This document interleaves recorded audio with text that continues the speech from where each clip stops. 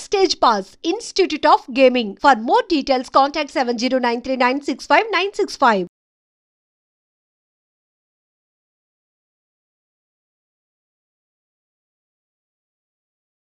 Vijay Deverakonda Kingdom మూవీతో comeback ఇచ్చాడు. కానీ వర్డ్ ఎందుకు యూజ్ చేస్తానో నేను మీకు చెప్తాను. Guys, welcome to I Dream. నేను మీ చాణక్య. గైస్, ఈరోజు మన కింగ్డమ్ మూవీ రివ్యూ అనేది కూడా ఈరోజు మనం చెప్పుకుందాం.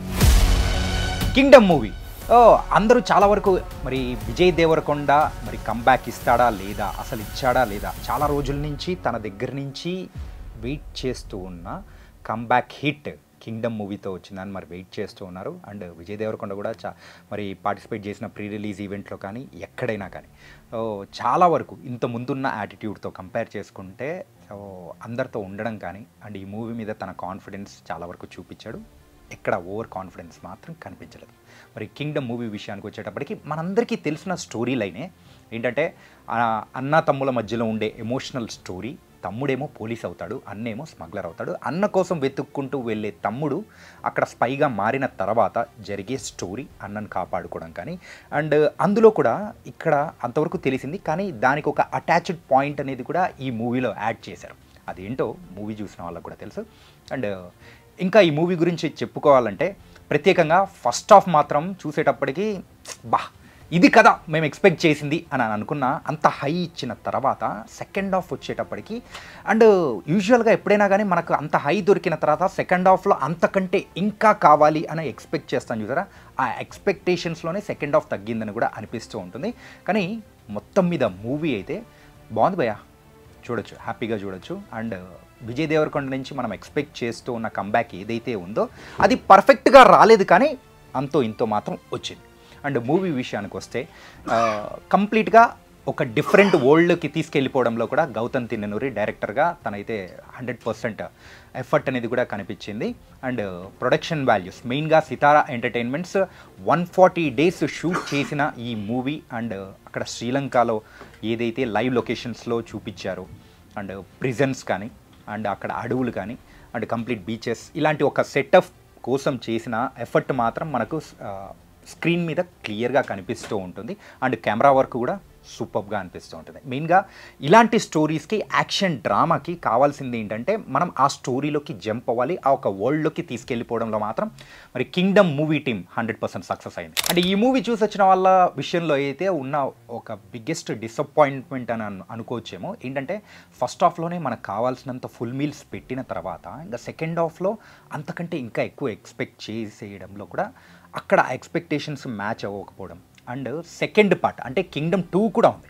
మరి ఆ 2 కోసం మరి క్లైమాక్స్లో వెంటనే ఆ సీన్స్ని మొత్తం కంప్లీట్ చేసేసి తర్వాత పార్ట్ ఉంది అని చెప్పేసి కన్వే చేసిన విధానం ఏదైతే కొంచెం హరిబరి అనిపించిందో అక్కడ ప్రేక్షకులు డిస్కనెక్ట్ అయిపోయే అవకాశాలు అనేది కూడా కనిపిస్తూ ఉంటుంది. దానివల్ల ఆ సెకండ్ హాఫ్లో ఆ ఎమోషనల్ కానీ అనిపిస్తూ ఉంటుంది. And coming to the performance wise అయితే విజయ్ దేవరకొండ మరి 2.5 yearsగా వెయిట్ చేస్తూ ఉన్న ఒక కంబ్యాక్ ఏదైతే ఎక్స్పెక్ట్ చేస్తున్నారో తన మీద ఉన్న నెగిటివిటీని మొత్తం కంప్లీట్గా అది పటాపంచలు చేసేసి కంబ్యాక్ ఇవ్వాలని ఎక్స్పెక్ట్ చేశాడు.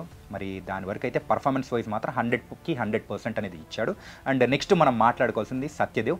మరి అన్నగా యాక్ట్ చేసిన సత్యదేవ్ పర్ఫార్మెన్స్ గురించి మనం స్పెషల్గా చెప్పుకోవాల్సిన అవసరం లేదు.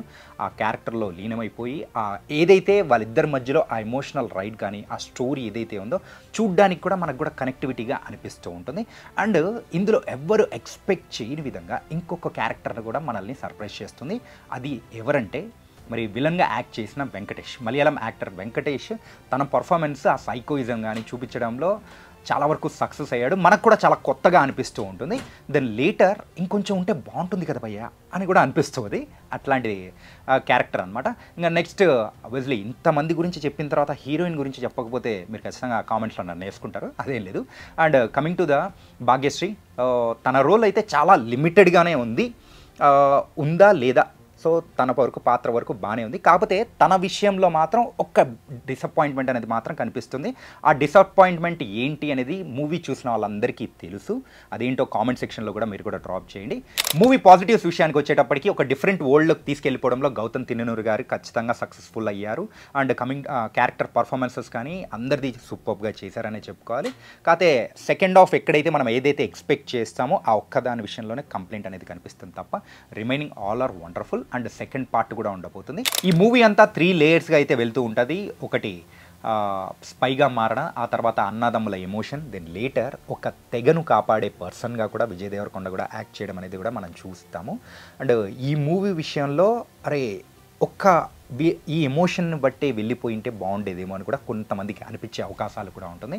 మళ్ళీ ఆ తెగను కాపాడము, ఇలాంటివన్నీ మనం చూసేటప్పుడు ఒక different type of KGF and Salaar shades అనేది కూడా కనిపించే అవకాశాలు కూడా ఉన్నాయి. ఎందుకంటే ఈ కైండ్ ఆఫ్ సెటప్స్ కానీ ఖచ్చితంగా మనకు ఆ ఒక మూవీస్ని కూడా గుర్తు తెచ్చుకునే అవకాశాలు అంతో ఇంతో, ఎందుకంటే దాని యొక్క ఇంపాక్ట్ అనేది కూడా ఈ మూవీ మీద పడే అవకాశాలు కొంచెం ఉండే ఉంటుంది. ఫైనల్గా అయితే మరి కింగ్డమ్ మూవీ ఫస్ట్ పార్టే కాదు, సెకండ్ పార్ట్ కూడా ఉంది. ఫస్ట్ హాఫ్లో చూపించినంత హై, ఆ ఎమోషన్ కానీ ఎవ్రీథింగ్, ఆ హై ఏంటంటే వచ్చే ఆ ఫైట్స్ కానీ హీరోకి ఇచ్చే ఎలివేషన్స్ కానీ సెకండ్ పార్ట్లో కూడా ఉండింటే మాత్రం బొమ్మ బ్లాక్ బస్టర్ రాబాయ్ అని చెప్పేసి అనుకునే అవకాశాలు కూడా ఉన్నాయంటూ నాకు అనిపించింది. ఇది ఇవాల్టి రివ్యూ. మరే రివ్యూతో మళ్ళీ కలుద్దాం. అంతకు take care. This is your Chanakya.